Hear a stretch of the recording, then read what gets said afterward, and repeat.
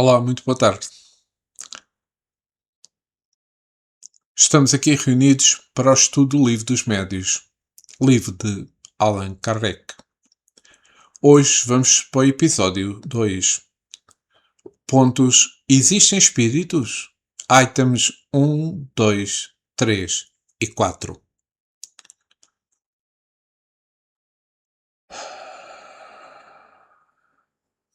Quero agradecer aos espíritos amigos, ao mentor deste trabalho, aos nossos guias, aos nossos espíritos que nos acompanham no dia a dia, a todos aqueles que estão no estudo, queiram compreender este livro dos médios. Obrigado, Jesus, nossos guias, nossos amigos espirituais, em todo este trabalho, por este momento que nos vão proporcionar. Que assim seja. Pois bem, amigos, hoje vamos para o episódio 2. Vamos estudar o livro dos médios. Capítulo 1. Existem espíritos? Eu vou ler este capítulo 1. Neste caso, os itens 1, 2, 3, 4. Irei fazer depois um pequeno comentário. Capítulo 1. Ponto 1. A dúvida no que se concerne à existência de espíritos tem como causa primária a ignorância acerca da verdadeira natureza deles. Geralmente, são figurados como seres à parte na criação e de cuja existência não está demonstrada a necessidade. Muitas pessoas, mais ou menos como as que só conhecem a história pelos romances, apenas os conhecem através dos contos fantásticos com que foram acalentadas em crianças. Sem indagarem se tais cotos despojados dos acessórios ridículos encerram algum fundo de verdade, essas pessoas unicamente se impressionam com o lado obscuro que elas revelam. Sem se darem ao trabalho de tirar a casca amarga para achar a amêndoa, rejeitam o todo, como fazem. Relativamente à religião, os que, chocados pelos certos abusos, tudo englobam numa só condenação. Seja qual for a ideia de que dos espíritos se faça, a crença necessariamente se funda na existência de um princípio inteligente fora da matéria. Essa crença é incompatível com a negação absoluta do princípio. Tomamos, consequentemente, por ponto de partida, a existência, a sobrevivência e a individualidade da alma. Existia sobrevivência e individualidade que têm no Espiritismo a sua demonstração teórica e dogmática, e no Espiritismo têm no espiritualismo a sua demonstração teórica e dogmática, e no Espiritismo a demonstração positiva. Abstraímos por um momento das manifestações propriamente ditas e, raciocinando sob indução, vejamos que consequências chegaremos.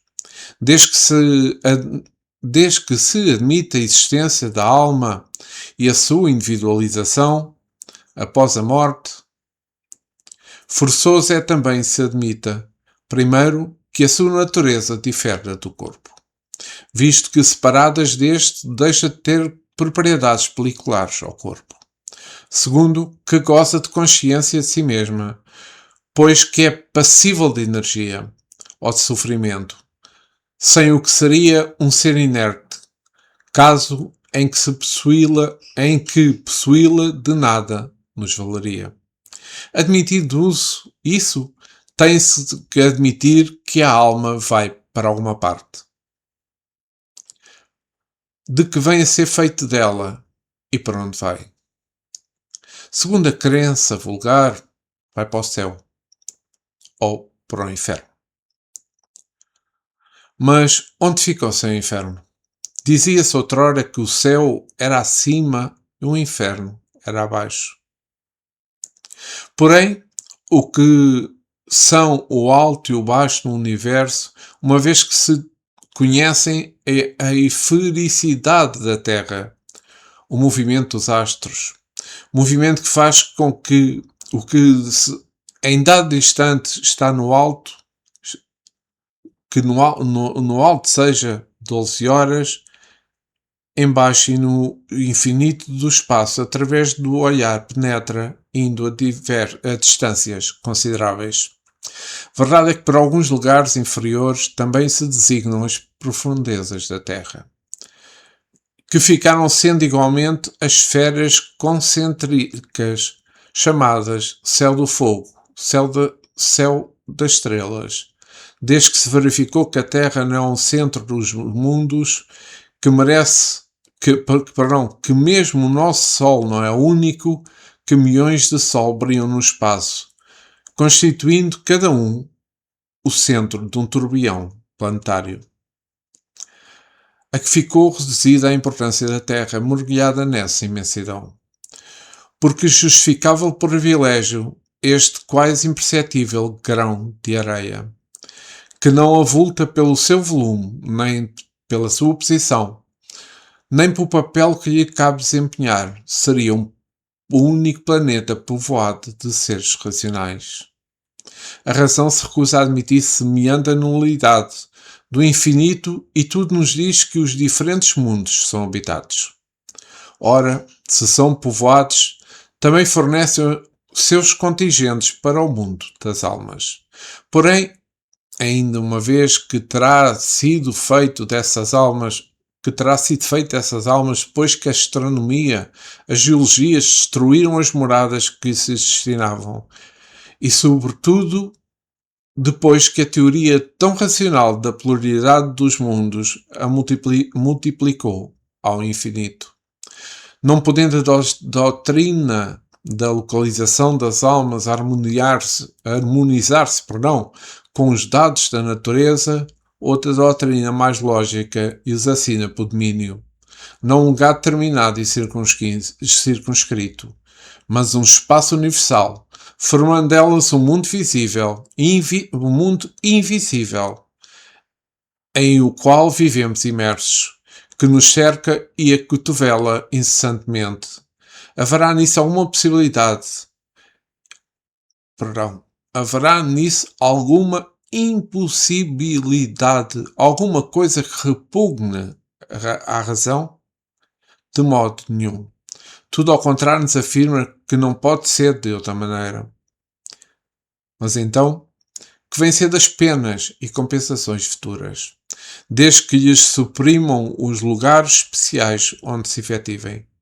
Notei que a incredulidade com relação a tais penas e recompensas provam geralmente de serem umas e outras apresentadas em condições inadmissíveis.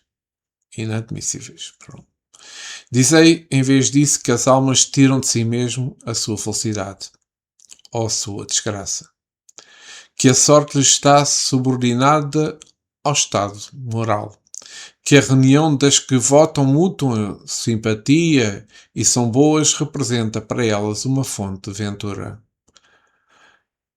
que, de acordo com o grau de purificação que tenham alcançado, penetram e entreveem coisas que almas grosseiras não distinguem e porque toda a gente compreenderá sem dificuldade. Dizem em vez disso que as almas tiram de si mesmas a sua felicidade ou a sua desgraça, que a sorte está subordinada ao estado moral, que a reunião das que votam mútua simpatia e são boas representa para elas uma fonte de ventura. Ora, essas almas que povoam o espaço são precisamente o que se chama espíritos. Assim, pois, os espíritos não são senão as almas dos homens, despojadas do invólucro corpóreo. Mais hipotética lhes seria a existência se fossem seres à parte. Se, porém, se admitir que há almas necessária também se admita que os espíritos são simplesmente as almas e nada mais. Se admite que as almas estão por toda a parte, ter-se-á de admitir do mesmo modo que os espíritos estão por toda a parte. Possível, portanto, não for a negar a existência dos espíritos sem negar a das almas. Isto não passa, é certo, de uma teoria mais racional que a outra. Porém, já é muito que seja uma teoria que nem a razão nem a ciência repelem. Acresce que se os factos a corroboram, tem ela, por si, a sanção do raciocínio e da experiência. Esses factos se nos deparam no fenómeno das manifestações espíritas que assim constituem a prova patente da existência e da sobrevivência da alma. Muitas pessoas há, entretanto, cuja crença não vai além desse ponto, que admitem a existência da alma e, consequentemente, a dos espíritos, mas que negam a possibilidade de nos comunicarmos com eles, pela razão, dizem, de que seres imateriais não podem atuar na matéria. Essa dúvida assenta na ignorância da verdadeira natureza dos espíritos, dos quais, em geral, fazem ideia muito falsa, supondo-se erradamente seres abstratos, vagos, indefinidos, o que não é real. Figuremos primeiramente o espírito em união com o corpo. Ele é o ser principal, pois que é o ser que pensa, é o ser que sobrevive. O corpo não passa de um acessório seu, um invólucro, uma veste, que ele deixa quando usada. Além desse invólucro material, tem um espírito, um segundo semi-material, que o liga ao primeiro. Por ocasião da morte, despoja-se deste, porém, não do outro, a que damos o nome de perispírito. Esse invólucro semi-material que tem a forma humana constitui para o espírito um corpo fluídico, vaporoso, mas que pelo facto de nos ser invisível no seu estado normal, não deixa de ter as propriedades da matéria. O espírito não é, pois, um ponto de abstração. É um ser limitado e circunscrito, ao qual só falta ser visível e palpável para semelhar-se aos seres humanos. Porque então não haveria de atuar sobre a matéria. Por ser um ser fluídico o seu corpo. Mas onde encontra o homem os seus mais pulsantes motores, senão entre os rarificados fluidos, mesmo entre os que se consideram imponderáveis, como por exemplo a eletricidade.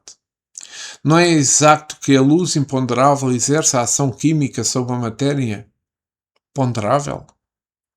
Não conhecemos a natureza íntima do perispírito. Suponhamo-lo, todavia, formado de matéria elétrica ou de outra sutil quanto esta, porque, enquanto dirigido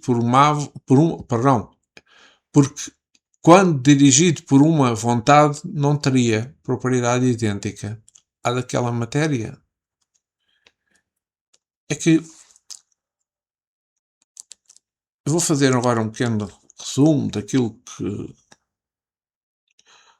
que li deste capítulo 1, items 1, 2, 3, 4, que é o seguinte. Vamos aqui refletir um pouco sobre isto que eu li neste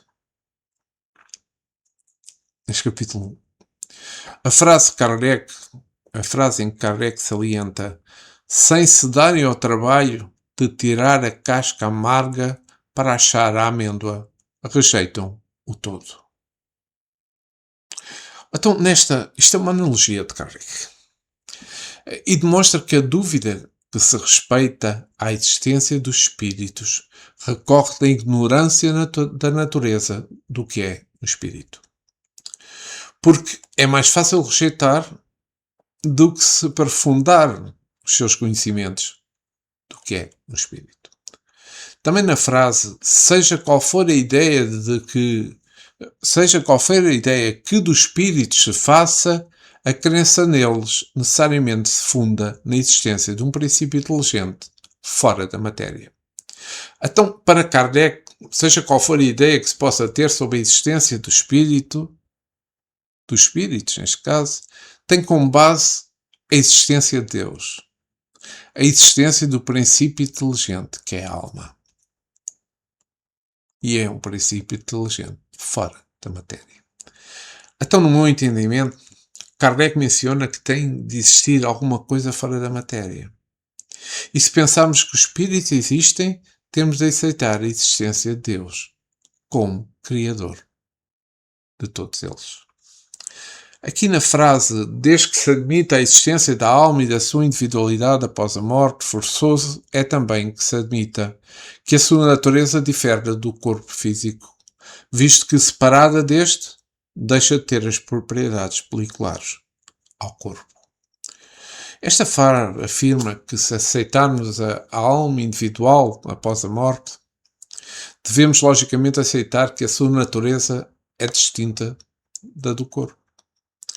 Pois separada dela, a alma perde as características corpóreas e passa a ter uma existência com propriedades bem diferentes, como a consciência de si mesma e a capacidade de sentir a alegria que não sente com a vestimenta física que temos. Essa é a proposição fundamental da filosofia e do espiritismo, que demandam o corpo subtil, que é o perispírito, que guarda a individualidade e memória da vida terrena. Então, quais são as implicações que esta frase tem? A diferença da natureza. A alma, sendo separada do corpo, não tem mais as propriedades físicas como a forma, peso, locomoção material. A consciência individual. A alma mantém a consciência de si mesmo e a sua individualidade, não se dissolvendo com a morte do corpo. Com a morte do corpo, sim. O corpo sutil. No Espiritismo, essa continuidade é explicada pela existência do perispírito, um corpo sutil, que se mantém a aparência, as características da última encarnação. Geralmente é assim que acontece. Mas também é plástico e pode ser moldado pela vontade e pelo pensamento. Porque muitos espíritos que estão em zonas baixas do umbral conseguem-se moldar como animais, como monstros. O pensamento gera essa moldagem. Também a manutenção das conquistas morais. A alma leva consigo as conquistas morais e as lembranças das vivências que tem, que são a essência para a sua felicidade e evolução no plano espiritual. Em resumo, esta frase que li estabelece que a crença na alma após a morte existe a aceitação de que espírito e matéria são essencialmente diferentes, com a alma possuindo uma existência não física, porém consciente e individualizada, mesmo sem o invólucro carnal. Há aqui um texto, uma frase que eu retirei, ou seja, não é a frase completa, que eu retirei de uma frase. Não um lugar determinado e circunscrito, mas o espaço universal formam elas um mundo invisível, em qual vivemos imersos, que nos cercam e acotovela. Esta frase, não um lugar determinado e circunscrito, mas um espaço universal, formam elas um mundo invisível em que vivemos imersos, que nos cercam e acotovela.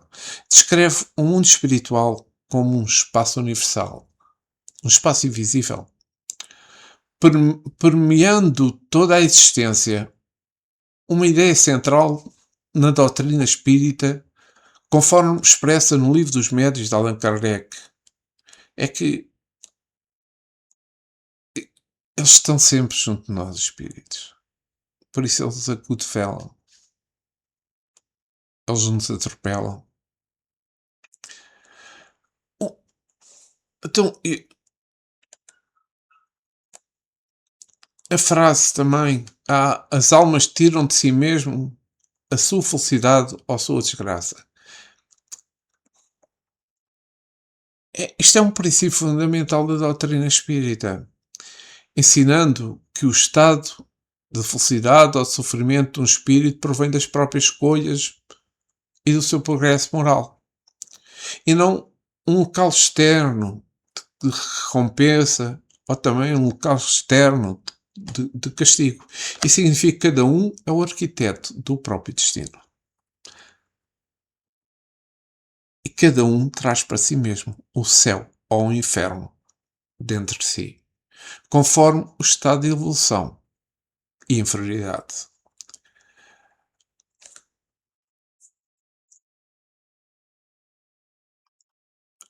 Esta concepção é atribuída aos espíritos na codificação de Kardec, sendo uma ideia central da explicação espírita sobre a felicidade, sobre o sofrimento, como nós conhecemos.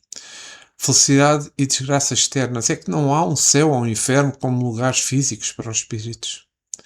Onde quer que o espírito esteja, ele será feliz, se tiver um estado de amor, se tiver um estado de evolução, e o desgraçado se estiver em um estado de ignorância ou um estado de egoísmo.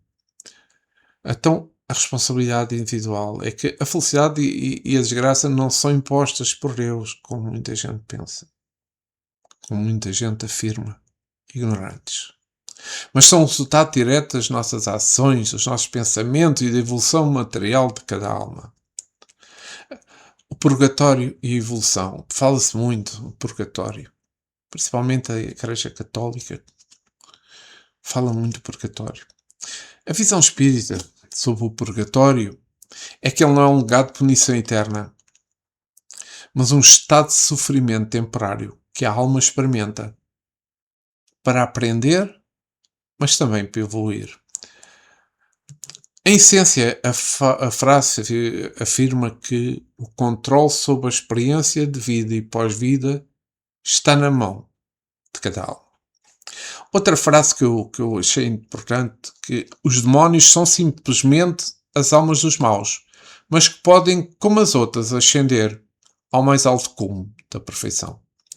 Esta frase defende a ideia que os demónios são espíritos imperfeitos, ainda não purificados, mas que têm o potencial de evoluir espiritualmente. Todos têm o potencial de evoluir espiritualmente.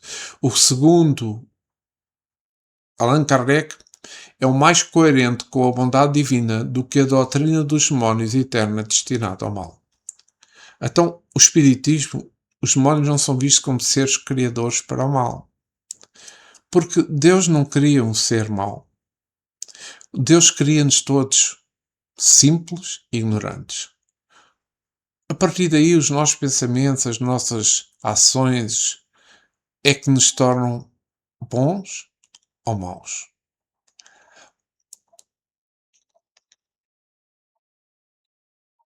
É que, como eu disse, o espiritismo, os demónios não são vistos como eu disse, criadores para o mal, mas como espíritos em estado de evolução mais baixo, que cometeram erros, estão no processo de aprendizagem, estão no processo de purificação.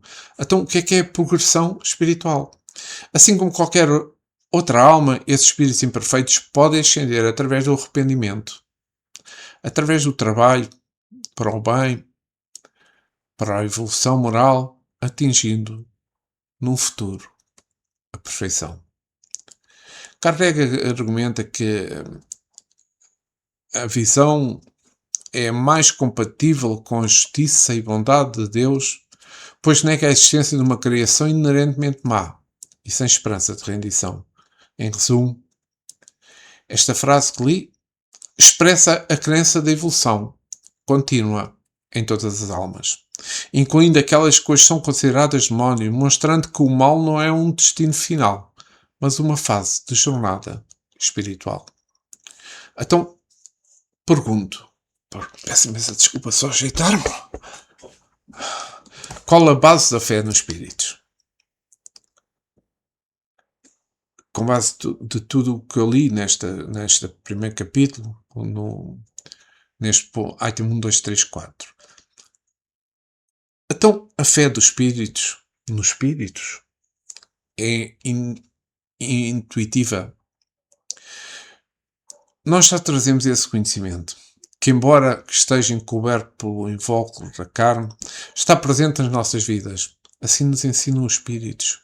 Que seja qual for a ideia que os espíritos, seja qual for a ideia dos espíritos que se faça, a crença neles necessariamente se funda na existência de um princípio inteligente fora da matéria.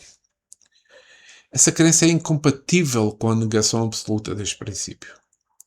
Tomamos consequentemente por ponto de partida a existência, sobrevivência e individualidade da alma, existência, sobrevivência individual da alma que tem no espiritismo a sua demonstração teórica e dogmática. Tem na espiritualidade, que é diferente, a sua demonstração teórica e dogmática, e no espiritismo a demonstração positiva. A fé dos espíritos, como é defendida pelo espiritismo, como é defendida por Allan Kardec, fundamenta-se na existência de um Deus, na imortalidade da alma, na reencarnação como forma de evolução para todas as almas, na comunicabilidade entre vivos e mortos e na fé raciocinada.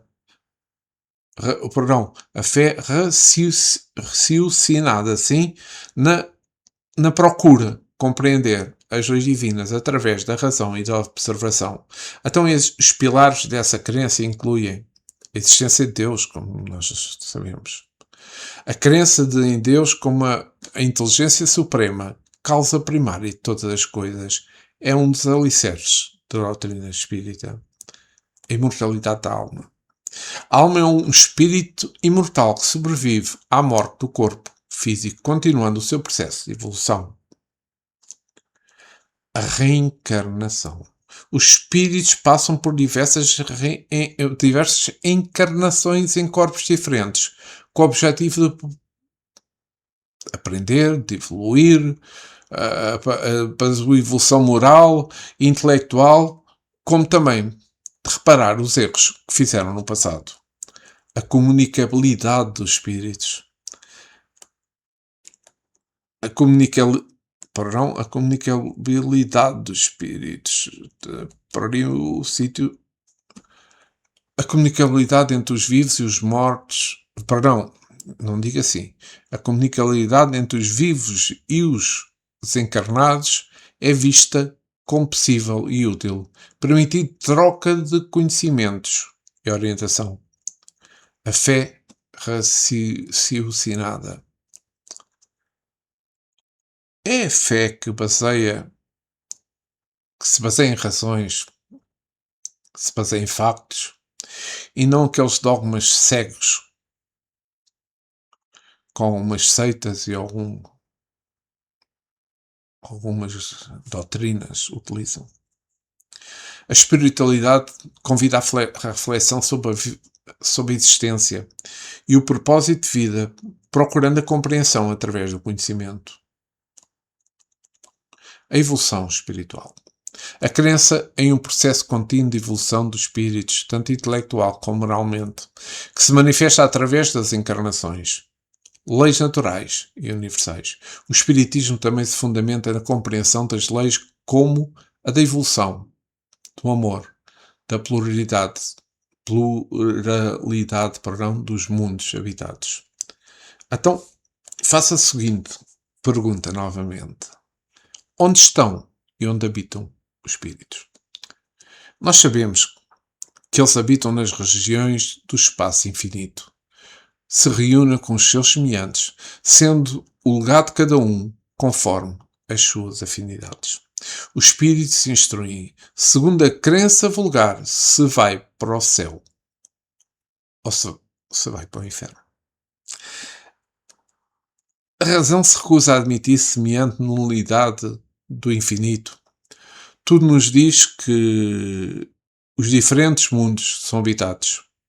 Não podendo a doutrina da localização das almas harmoniar-se com os da ciência, outra doutrina mais lógica diz assina por domínio, não um lugar determinado e circunscrito, mas um espaço universal, Formam elas um mundo invisível, em o qual vivemos imersos, que nos cerca e cutevela incessantemente, escreveu Carnegie. Os espíritos habitam no mundo espiritual ou no plano espiritual numa realidade extrafísica, como nós sabemos, que se manifesta em diversas regiões, conforme o padrão vibratório e evolução do espírito. Isto inclui as colónias espirituais. Nós sabemos, mas eu vou repetir, são cidades de estudo, de trabalho, para espíritos em regeneração. A superfície da Terra. São para espíritos ainda muito materializados. E para os espíritos puros, o espaço universal. Então, os tipos locais onde os espíritos habitam são as colónias espirituais, a superfície da Terra, os mundos e planos superiores, que é onde habitam os espíritos puros, mas eu vou reparti-las. As colónias espirituais, como eu já falei, são cidades organizadas com estruturas que têm hospitais, bibliotecas, espaço de lazer, onde os espíritos encarnados trabalham, estudam para se afeiçoarem, aguardando a próxima reencarnação. Temos a superfície da Terra, que eu também já mencionei. São espíritos que sim se encontram muito pegados à matéria e aos vícios da vida terrena, podendo permanecer na superfície terrestre, próximos às pessoas que vivem. Os planos, os mundos superiores, são espíritos mais evoluídos, espíritos puros. Não estão presos a um mundo específico e podem locomover pelo espaço universal para auxiliar na evolução de outros seres. Temos um umbral. Embora as colónias espirituais sejam diferentes, mas sejam no umbral também, algumas se encontram em regiões umbralinas, como se costuma dizer, ou seja, faixas vibratórias muito próximas da crosta terrestre. Então, quais são as características gerais de um mundo espiritual? É a realidade extrafísica. É a diversidade dos locais. É a evolução. São esses os principais. Então, o que é um espírito? Vamos refletir um pouco. É o homem, o ser, que periodicamente habita ou ocupa um corpo físico para as suas experiências materiais, no mundo que lhes é próprio, conforme o seu adiantamento moral. Os espíritos não são senão almas dos homens, expropriadas do invólucro corpóreo. Ou seja, o espírito é um termo multifacetado, multifacetado, assim, multifacetado, com diferentes significados, dependendo do contexto, referindo-se principalmente a uma energia vital que anima os seres vivos.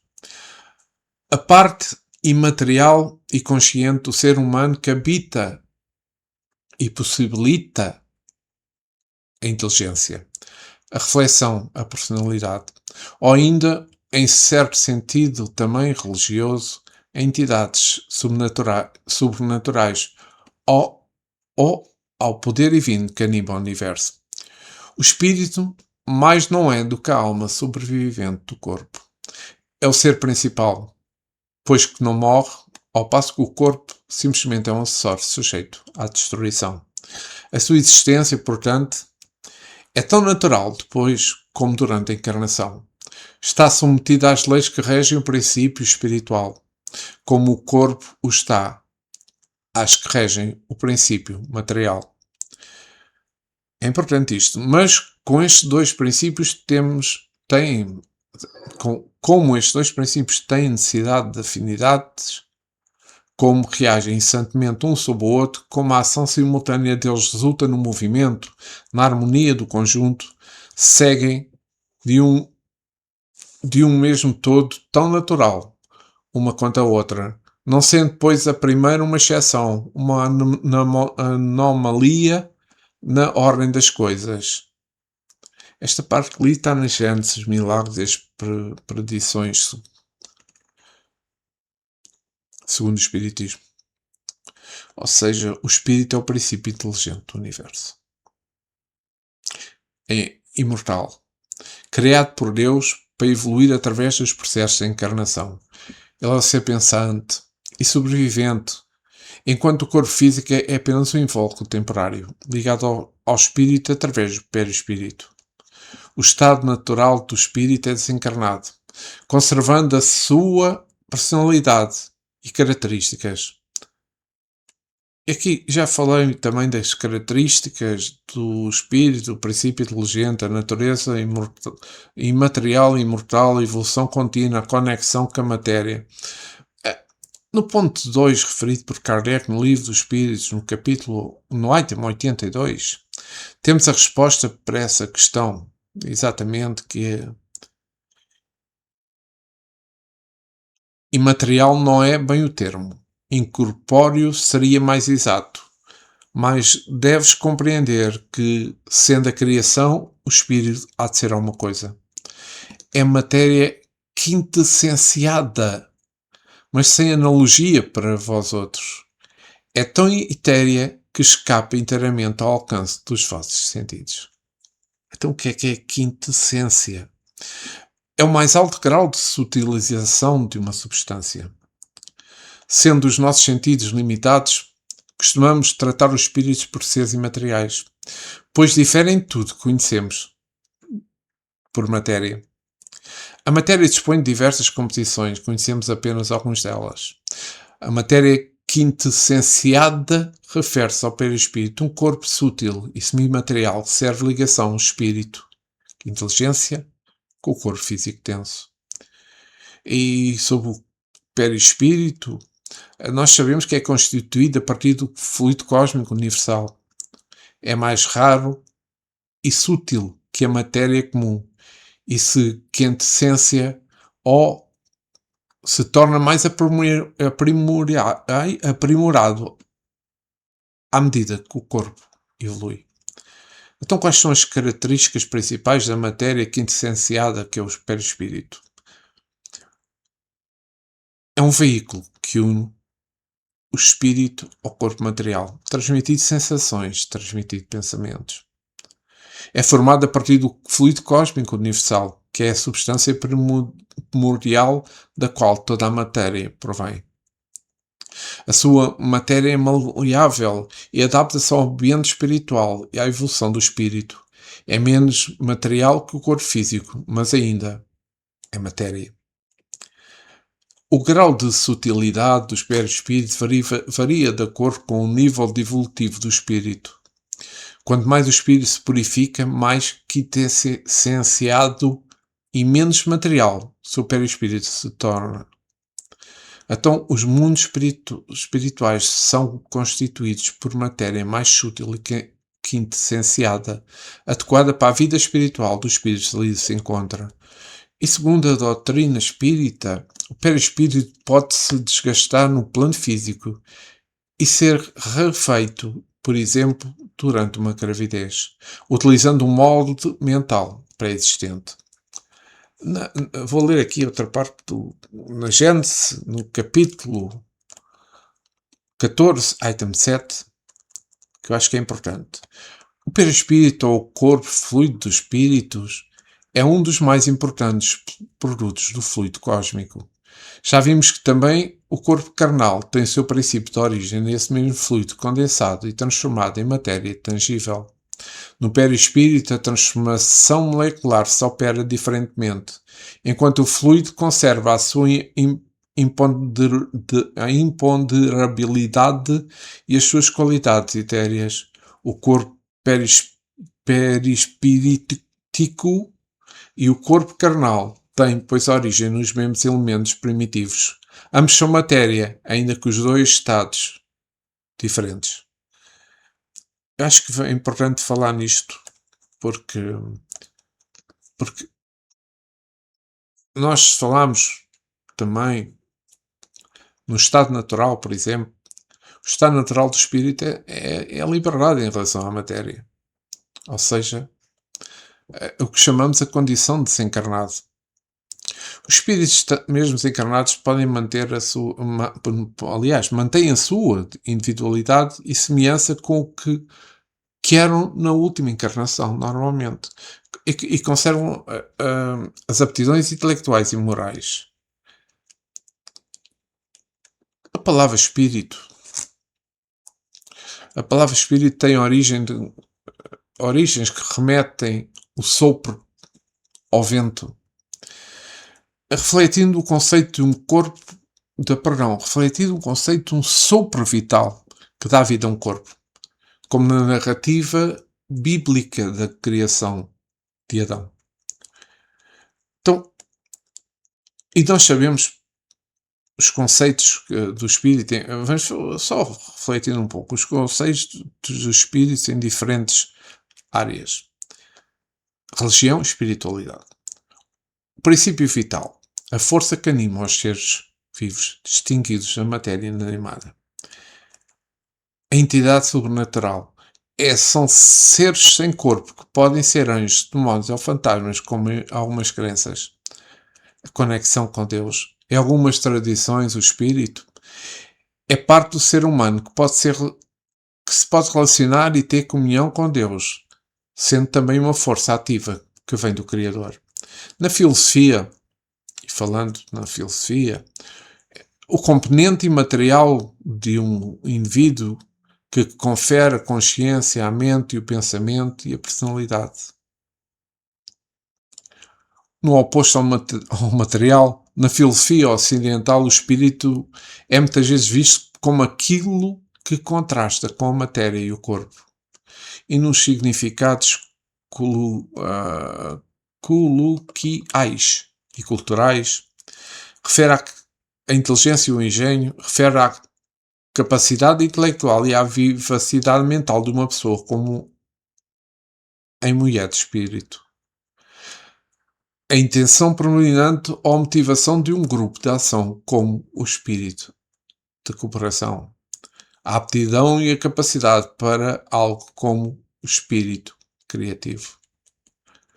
Eu só queria mencionar isto porque, como estamos a ler a primeira parte,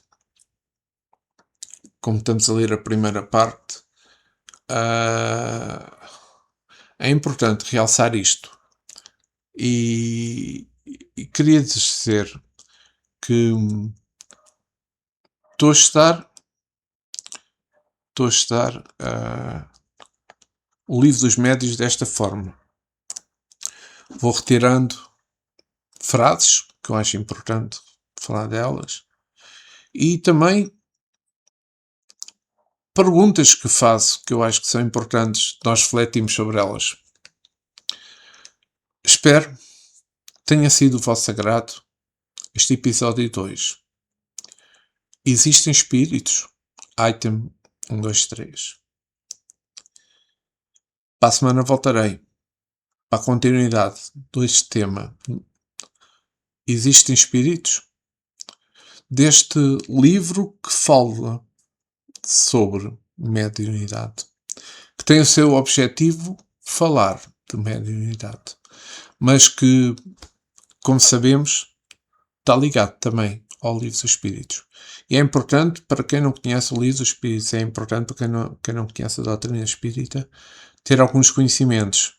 Daí que eu falo de alguns aspectos que acho importante para quem começa agora a estudar o livro dos médios, o livro de Allan Kardec.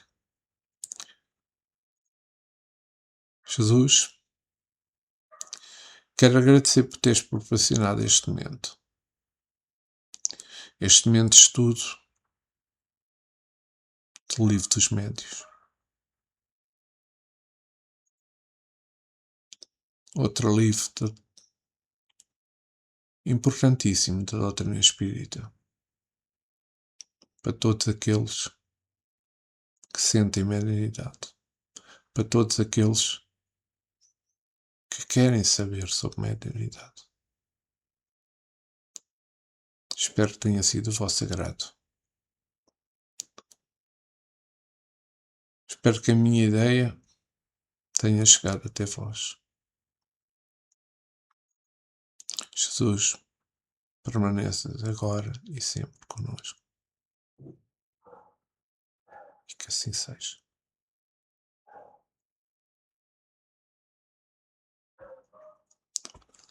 Muito obrigado por terem assistido. Para a semana voltaremos. A continuidade de Existem Espíritos, capítulo 1. E teremos então a oportunidade de estudar o episódio 3 da paz para todos vós.